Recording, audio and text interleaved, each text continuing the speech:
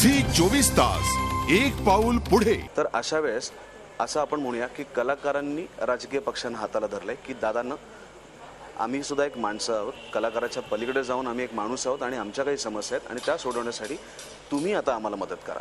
तर ह्याच्यासाठी म्हणून प्रत्येकाने असं आपण म्हणूया की प्रत्येकाने एक एक संघटनेला हाताशी धरलेलं आहे. मला याच्यात काही गैर आहे असं वाटत नाही, कारण कलाकार म्हणून आम्ही पडद्यावरती आमची कला दाखवत असतो, पण त्या पलीकडे प्रत्यक्ष सामाजिक जीवनात आम्ही मी जसा सुबोध भावे म्हणून जगतोय तसं प्रत्येकजण वैयक्तिक कोणीतरी एक म्हणून जगत असतो आणि त्याला त्याची समाजाविषयीची, त्याला त्याची राजकारणातली, त्याची समाजकारणातली मतं असतात आणि ती मतं असावीत, कारण त्याच्यावरच आपण पुढे जात असतो. कारण जसं मला मत देण्याचा अधिकार आहे तसं मला मत व्यक्त करण्याचाही अधिकार आहे आणि मला असं वाटतं की ते मत कुठल्या प्रकाराने, कुठल्या संघटनेच्या माध्यमातून व्यक्त करायचं हा अधिकार माझा आहे, हे स्वातंत्र्य माझं आहे आणि ह्याच्यावरती आडकाठी मला कोणी आणू शकत नाही.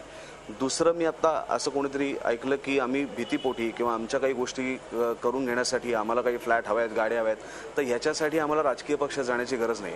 सुदैवाने आमच्या कामाने आम्हाला चांगले पैसे मिळतात, ज्याच्यावर आम्ही आमच्या कामावरती गाडी घेऊ शकतो, आमच्या कामावरती घर घेऊ शकतो, ज्याच्यासाठी आम्हाला राजकीय पक्षात जाण्याची काही अजून तरी वेळ आलेली नाही आहे. हां, पण आमची डेफिनेटली म्हणजे अनेक गोष्टी अशा आहेत की ज्याच्यासाठी तुम्हाला एक भक्कम संघटना तुमच्या बरोबर असेल तर काही अडचणी चांगल्या पद्धतीने सोडवता येतात, काही प्रश्न चांगल्या पद्धतीने मांडता येतात.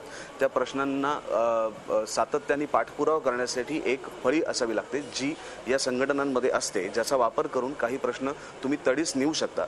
आणि मला असं वाटतं हे प्रश्न म्हणजे काय आहेत, तर हे प्रश्न म्हणजे आम्हाला जागा द्या आणि ह्याच्या पलीकडचे सर्वसामान्य काम करणाऱ्या माणसाला रोजच्या शूटिंगमध्ये असणाऱ्या ज्या छोट्या छोट्या अडचणी आहेत. उदाहरणार्थ आज सकाळी आम्ही बेस्टमध्ये BSTमध्ये गेलो होतो, ते निवेदन घेऊन अशासाठी गेलो होतो की दुपारी 2 ते रात्री 2 अशी एक शिफ्ट असते आणि रात्री 2 नंतर फिल्म सिटी असेल किंवा मड जेट्टी असेल, इकडनं बॅकस्टेज वर्कर जे आहेत, लाईट बॉईज आहेत, सेट बॉईज आहेत किंवा स्पॉट बॉईज आहेत, तर ज्यांच्याकडे स्वतःचं वाहन नाही आहे त्यांना रात्री 2-2:30 वाजता जेव्हा सार्वजनिक वाहतूक व्यवस्था बंद होते अशा वेळेस त्यांनी काय करायचं. आम्ही जेव्हा मुंबईत स्ट्रगलसाठी आलो तेव्हा आमच्या पुढे पण हा प्रश्न होता, आम्ही कसं बसं मॅनेज केलं.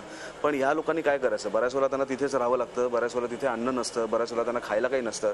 तर हा विचार डोक्यात ठेवून की एक बस असावी की जी रात्री 2:30 वाजता मड जेट्टी किंवा फिल्म सिटीमधून त्यांना दादरपर्यंत नेऊ शकेल, की जिथनं ते आपापल्या घरी जाऊ शकतील, तिथे किमान त्यांना काहीतरी खायला मिळेल, कुठेतरी छानपैकी बसायला मिळेल. तर ह्या प्रश्नाचा पाठपुरावा करून आज आम्ही त्यांना निवेदन सादर केलं. त्यांनी अतिशय चांगल्या पद्धतीने पॉझिटिव्हली आम्हाला रिस्पॉन्स दिला आणि मला असं वाटतं की ह्याच्यात शिवसेनेने आघाडी घेतली का अजून कुठल्या पक्षाने आघाडी घेतली, मला असं वाटतं मुद्दा काय आहे की माझ्या कामगारांना हा प्रश्न सतावतो आणि जो खराच सतावतो. बरोबर आहे, कुठल्या संघटनेने पॉइंट वेल टेकन, प्रश्न सुटला. तुमचा मुद्दा अतिशय बरोबर आहे. एक प्रकारे राजकीय पक्षांकडे आता अभिनेते, चित्रपट कलावंत हे हेल्पलाईन म्हणून बघू लागले की काय, असाही मुद्दा येतो. आता आपल्यासोबत केदार शिंदे, अभिनेते, दिग्दर्शक, निर्माते आहेत, त्यांचंही स्वागत. हाच प्रश्न घेऊन मी जातोय श्वेता परुळेकर यांच्याकडे. आजकाल अभिनेते, कलाकार हे सगळे राजकीय पक्षांकडे डायल 100 असे हेल्पलाईन म्हणून बघायला लागलेत का? आणि उद्या जर तुमची भूमिका त्यांना नाही पटली, तुमच्याकडनं मदत नाही मिळाली तर कशी या त्यजू पदाला नाथ हा माझा, अशी त्यांची अवस्था होणार आहे का? नाही, मी या गोष्टीकडे दुसऱ्या पद्धतीने बघते. इनफॅक्ट मला अभिमान आहे की सगळे मराठी कलाकार, ते कुठल्याही पक्षात सदस्यत्व त्यांनी घ्यावं, पण त्यांना ही जाणीव होते की एक माध्यम म्हणून सामाजिक बांधिलकी असेल किंवा काही व्यापक प्रश्न असतील त्याच्यासाठी ते या माध्यमातून लढू शकतात. जसं आता सुबोधनी सांगितलं की हा एवढा मूलभूत प्रश्न होता की बॅकस्टेज आर्टिस्टसाठी त्यांचा प्रश्न सोडवायला एकट्या सुबोध भावे या व्यक्तीला, एक आर्टिस्ट म्हणून शक्य नाहीये, त्याला एक संघटनेची गरज असते. आणि तो प्लॅटफॉर्म मिळाल्यानंतर असे महत्वाचे प्रश्न जर सुटत असतील आणि हे मराठी कलाकार जर कुठल्याही पक्षात येत असतील तर ही अत्यंत स्वागत करण्यासारखी गोष्ट आहे.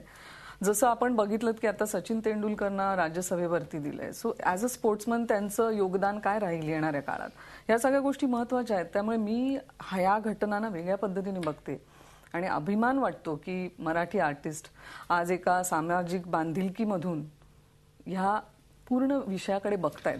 श्वेता, सामाजिक बांधिलकीमधून ते जर जात असतील तर त्याबद्दल कोणाचाही आक्षेप असायचं कारण नाही. यापूर्वी सुद्धा आपल्याकडे डॉक्टर लागू, निळू फुले यांनी सामाजिक कृतज्ञता निधी उभारलेला होता. त्याचा उपयोग अनेक सामाजिक क्षेत्रात काम करणाऱ्या त्यावेळच्या लोकांना झालेला होता. तो विषय घेऊन मी नंतर येणार आहे. मला आता जायचंय केदार शिंदे यांच्याकडे. केदार शिंदे, एक प्रकारे राजकीय पक्षांकडे आता हेल्पलाईन म्हणून बघितलं जात आहे. प्रत्येक क्षेत्रात प्रॉब्लेम असतात. जसे कलावंतांना आहेत तसे चार्टर्ड अकाउंटंटला आहेत, हमालांना आहेत, तसेच इतर सर्वांना आहेत. मग प्रत्येकानेच असं स्वतःचं राजकीय वर्गीकरण करून घ्यावं का? त्याशिवाय तुमचे आमचे प्रश्न सुटणारच नाहीत का? काय सांगाल आपण? मला नाही वाटत तसं.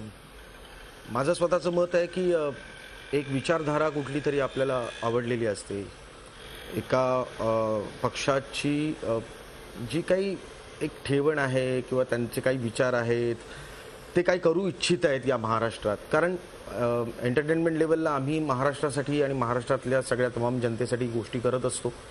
पण एक माणूस म्हणून मी जेव्हा विचार करतो की माझा महाराष्ट्र कसा असावा, याचा विचार जेव्हा येतो, आणि हे काही कालपर्वा झालेलं नाही. की आता मी पण एक सदस्य आहे पक्षाचा, आणि मी जेव्हा विचार केला होता पक्षात जाण्याचा, सदस्यत्व घेण्याचा, त्यावेळेस मला एका व्यक्तीचे आणि एका पक्षाचे विजन हे मला खूप मला काहीतरी वेगळं वाटलं, आणि म्हणूनच मी त्या पक्षाचं सदस्यत्व घेतलं.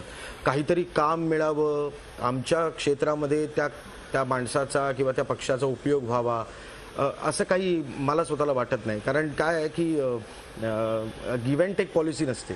म्हणजे मी आता इतके वर्ष त्या पक्षाचा सदस्य आहे, पण मला आजही कधीही निवडणुकीसाठी एक प्रचार फेरीला या, चला आज रोड शो करायचा आहे, असं कुठलंही ऑफर आली नाही, आणि आम्हाला त्याचं कंपल्शन पण नव्हतं.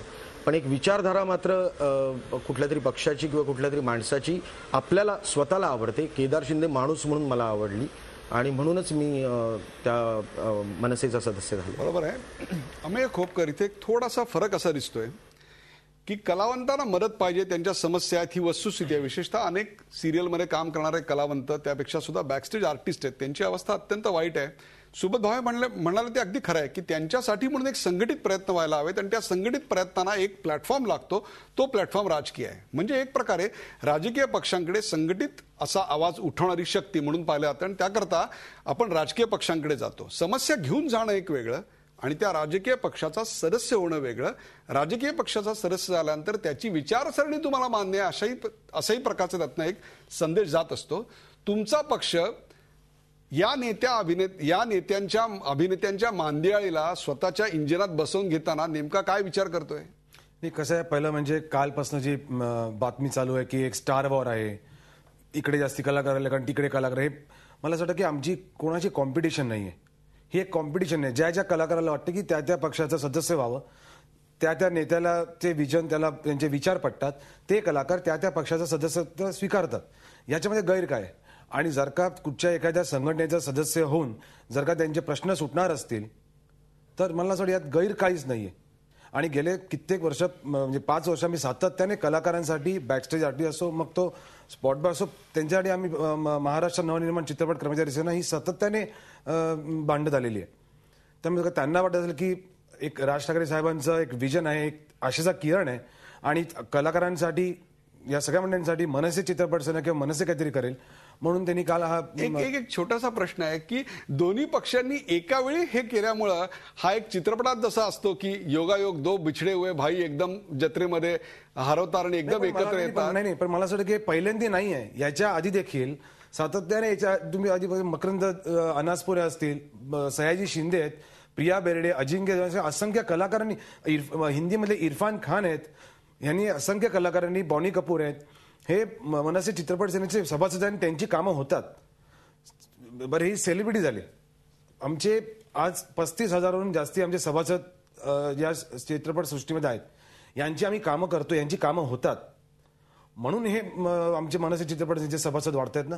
का उगाच आम्ही कोणाला बोलवतोय, आम्ही त्यांना इलेक्शनच्या वेळेला रोड शोला फिरवतोय, ह्या गोष्टींच्या मागे आम्हाला जायचं नाही. आम्ही कोणाशी आमची कॉम्पिटिशन नाही, आमची कॉम्पिटिशन आमची स्वतःची आहे. आमची कोणाशीही कॉम्पिटिशन नाही, आमची कॉम्पिटिशन स्वतःशी आहे. त्यापेक्षा सुद्धा आमच्या विचारधारेकडे अट्रॅक्ट झालेली लोक आमच्याकडे येत असतात, ते कलावंत असतात, त्यांचे प्रश्न साहजिकच आम्ही मांडत असतो. अशा प्रकारची भूमिका अमेय खोपकर यांनी मांडली आहे. यातून अनेक प्रश्न निर्माण होत आहेत. मुळात हे कलाकार तुमच्याकडे आले का तुम्ही त्यांना तुमच्याकडे अट्रॅक्ट करून घेतलं? आणि त्याहीपेक्षा सुद्धा जर एखाद्या विरोधी पक्षाच्या सेनेमधल्या एखाद्या कलावंताचा प्रश्न निर्माण झाला तर तुम्ही पक्षांचे मतभेद विसरून त्यांच्यासाठी म्हणून एकत्र याल का? या सगळ्या प्रश्नांची उत्तर आपण घेणार आहोत. कुठेही जाऊन का पात्रा झी 24 तास आपण पाहताय राजकारणातला पॉपकॉर्न शो झी 24 तास, एक पाऊल पुढे.